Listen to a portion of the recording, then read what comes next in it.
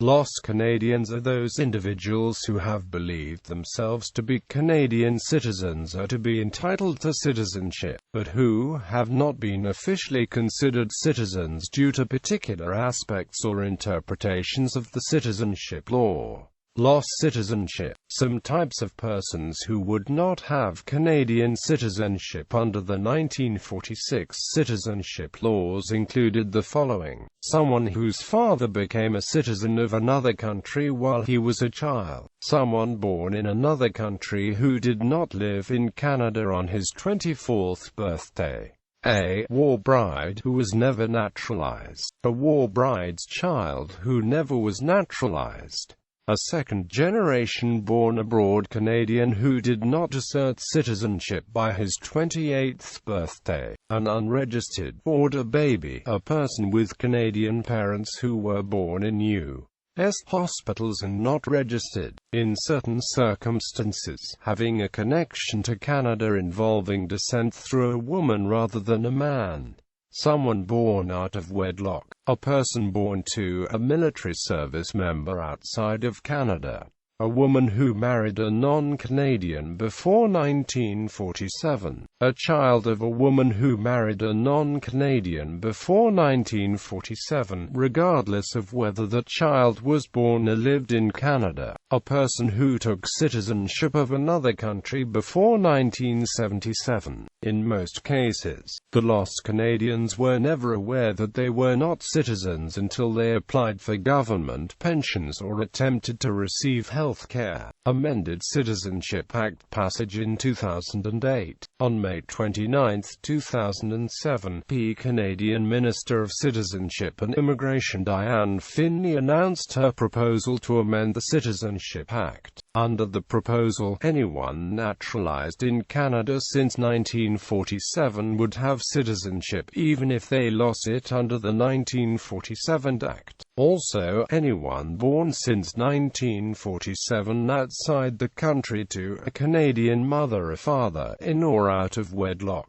would have citizenship if they are the first generation born abroad. Appearing before the Standing Committee on Citizenship and Immigration, Findlay asserted that as of May 24, 2007, there were only 285 cases of individuals in Canada whose citizenship status needed to be resolved. Under the proposed legislation, anyone born before 1947 to a Canadian citizen abroad would be dealt with on a case-by-case basis. Such individuals would have to apply for a ministerial permit. Bill C-37, which received royal assent on April 17, 2008, amended the Citizenship Act to give Canadian citizenship to those who lost or never had it due to certain provisions in existing and former legislation. The law came into effect on April 17, 2009, 1 year following royal assent. People who were citizens when the law came into force did not lose citizenship as a result of these amendments. The law was made retroactive to the time of birth or loss of citizenship, and gave citizenship to the following categories of people: people who became citizens when the first Citizenship Act took effect on January 1, 1947, and who then lost the citizenship; anyone who was born in Canada or had become a Canadian citizen on or after January 1,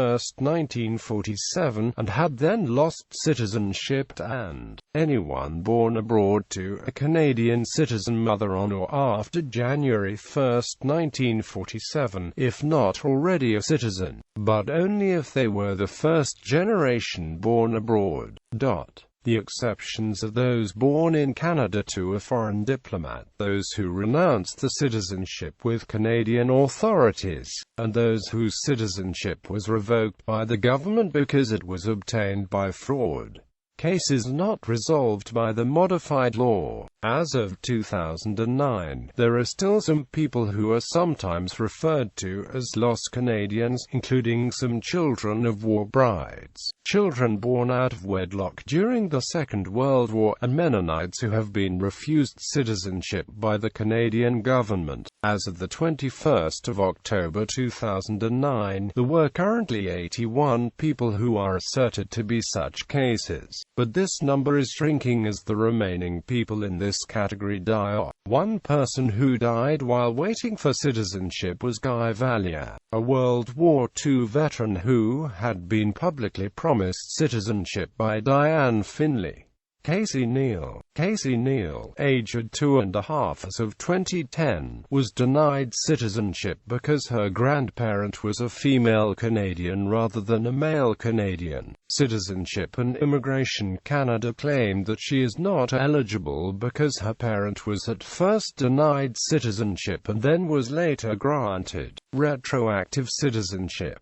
The Supreme Court of Canada ruled in Bena v. Canada that children of female Canadians illegally guaranteed all rights and privileges that children of male Canadians receive. However, this court decision was not interpreted by the CIC in favor of her case for citizenship. This denial of citizenship is being brought before judicial review and could lead to a class action lawsuit if the Supreme Court's decision is ignored by CIC. Priscilla Corrie. In September 2010, Priscilla Corrie, a war bride, was denied a Canadian passport despite having received passports in the past and despite being on old age pension and Canadian pension plan and having come to Canada when she was 20.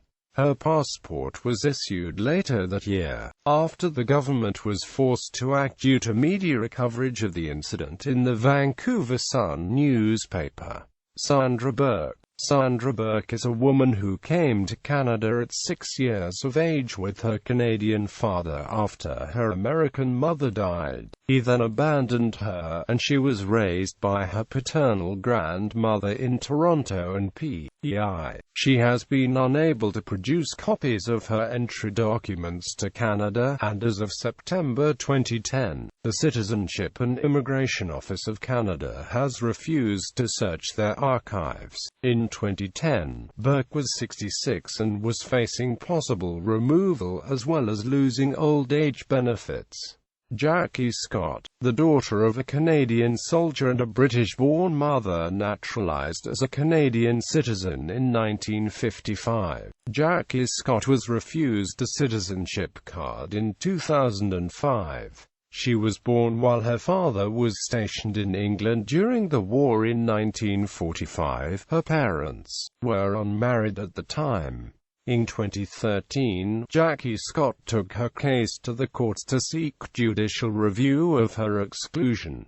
New Lost Canadians Bill C-37, which attempted to address the original phenomenon, included a provision that natural-born Canadian citizens who were born outside Canada could not pass citizenship to the children born outside the country. This in turn has led to the potential creation of a new group of lost Canadians, with one notable example being Rachel Chandler, born in China to a Libya-born son of Canadian parents and a Chinese woman. Because her parents' marriage was not recognized by China at the time of her birth, she was not granted citizenship by China, and because she was born after Bill C-37 took effect, her father could not pass on his Canadian citizenship to her. This apparently rendered her stateless. However, Chandler now holds an Irish passport. She was entitled to Irish citizenship through her Irish-born paternal grandfather, John Nicholas Fortin Rodriguez of Magog, Quebec, born in Mexico in 2011 to Patrick Fortin and Lucero Rodriguez. Holds a Mexican passport with a Canadian visa but has been denied his Canadian birthright due to being second-generation born abroad. In addition, some people born abroad in the second and subsequent generations not entitled to citizenship under previous versions of the Citizenship Act. remain excluded due to the wording of changes which were part of Bill C-24. This limitation does not apply to people born before 2009 in similar circumstances, whose ancestor was not regularized by C-24. Notable lost Canadians.